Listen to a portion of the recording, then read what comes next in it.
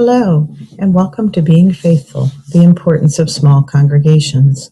This is Module 5, Money Matters, and I'm Andrea Lerner, Central East Program Congregational Life Staff. In this segment of the Money module, we'll talk about stewardship outside your congregational walls. Many of you may be friends of the UUA, providing individual gifts to the Unitarian Universalist Association. Most districts and regions of the UUA have chalice lighters programs, which funds growth projects in congregations. We are quite proud that most congregations support the annual program fund of the UUA or APF. Your district or region also asks for your support in a full share program. In some areas of the United States, these two programs are combined in a single ask program. Your congregation may split the plate and do many other kinds of social justice funding. The Friends of the UUA is a program of individual giving. Currently, the VEACH program is matching gifts to the Friends of the UUA, so your gift will be doubled. Most districts and regions have chalice lighters programs, which fund innovative growth projects for congregations. Let's watch a compilation video from the Joseph Priestley District.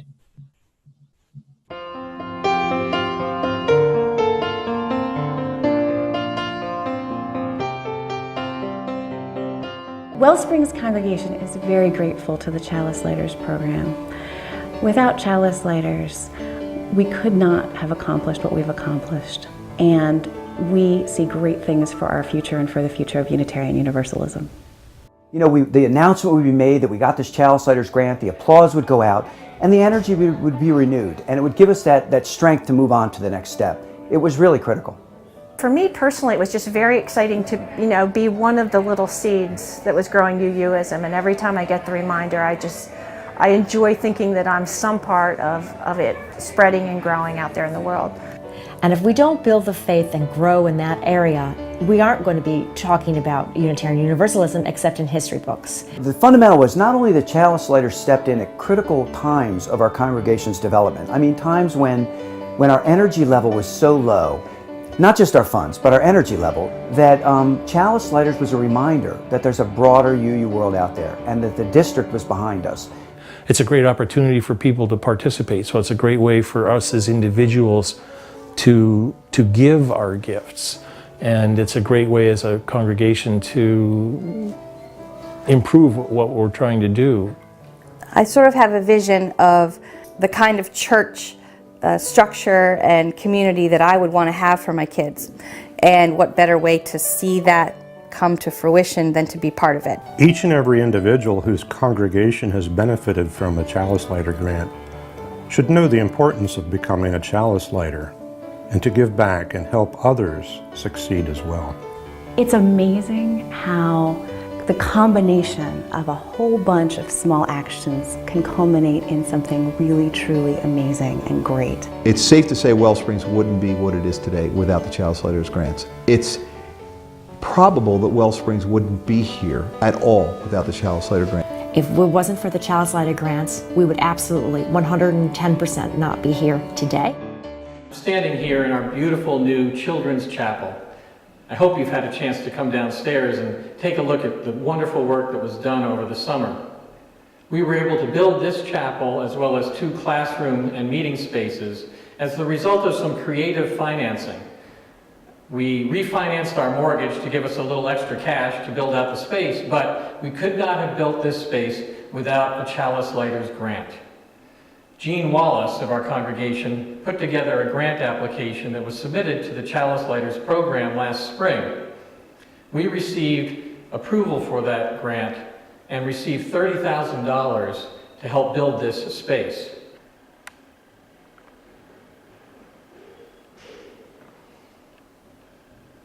When you look around this space, you'll see beautiful furnishings a new piano, an altar, high-def TVs.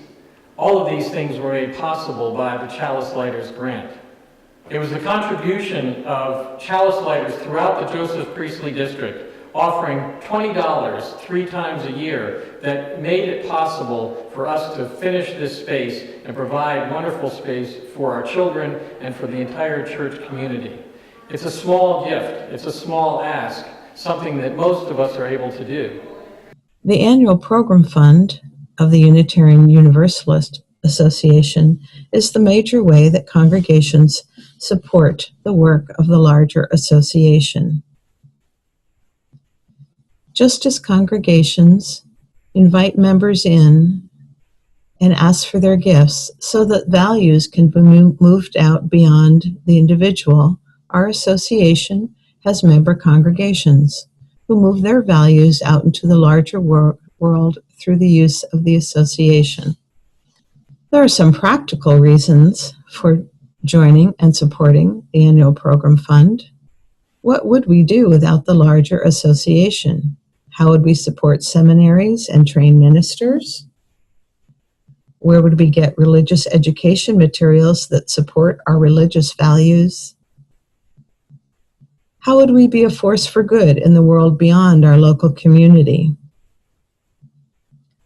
How could we get training that allows our congregational leadership to lead and administer the congregation in ways consistent with our values? How would new congregations start, and how would we help congregations as they grow? Where would your congregation find an interim minister if you needed one? How would the exchange of ideas that takes place at the district, regional annual assemblies, national conferences, or the UUA General Assembly, or GA, take place? Where would our youth find a larger community beyond their congregation? Where would you turn when you need help resolving a conflict? Who would help you with free advice and experience on design of new spaces for worship, religious education, meeting, and social activities? Where could you turn for help in financing of growth? Where else is there a foundation to support social justice work by your congregation? Who would remind us to aspire to a better community by being more welcoming and traveling down the journey toward wholeness? Who would represent us on the national and international scenes when a reasonable, loving, and accepting voice is needed, such as the Standing on the Side of Love program? Who would help us find best practices so we don't have to reinvent the wheel each time we have a question or problem? Of course, the main reason we support the Unitarian Universalist Association is because we've already said we will. We are an association of congregations, and we've made promises to each other. Let's watch this video created for a previous General Assembly about the meaning of covenant. Humans have been asking questions about faith and commitment throughout history. In Jewish and Christian traditions, commitment was understood as covenant. God made promises to humankind, and humankind to God. In covenant, people promise to keep God's commandments, and God abides by the promises He makes. But covenant is very difficult to keep. Covenants were made, broken, and renewed.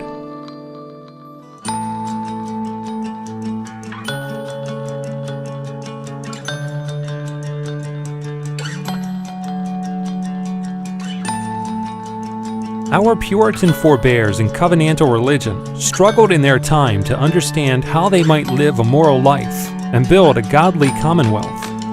But they failed to ask, who is our neighbor? They failed to ask, do I love if I love only my own? Religious triumphalism in religion and their greed for land led to violence and the slaughter. It led to the enslavement of native peoples of this hemisphere and those of Africa. Their covenant was inadequate because without including love for God's creation and its peoples, it produced a covenanting community turned in on its own. Our covenanting must strive to be inclusive and transformative, so that we might nurture a world of creativity and peace. What responsibilities do we have? To what and to whom? UU James Luther Adams thought there was something greater to which we could commit our loyalty, to something he called an ultimate human concern. What is your ultimate concern? To what do you owe your loyalty and commitment? As we grow our personal understanding, strengthen, deepen our community, and practice spiritual justice making, we ask, what do we promise one another? How willing and capable are we of commitments that ask us to live our high aspirations? What promises do we make to our faith? What sacrifices are we willing to make to create and sustain communities of welcome, hope, and service? What promises do we make to the world? How do we become the people who others can count on to stand on the side of love? Each day of GA, we have created a space to hear one another. We can meet one another, hear one another, understand more of what we need to know to understand our promises. We can meet one another. We can explore what calls other people into deeper relationships to the holy, one another, and all beings. And how when we break them, we can renew our promises. What do we promise one another?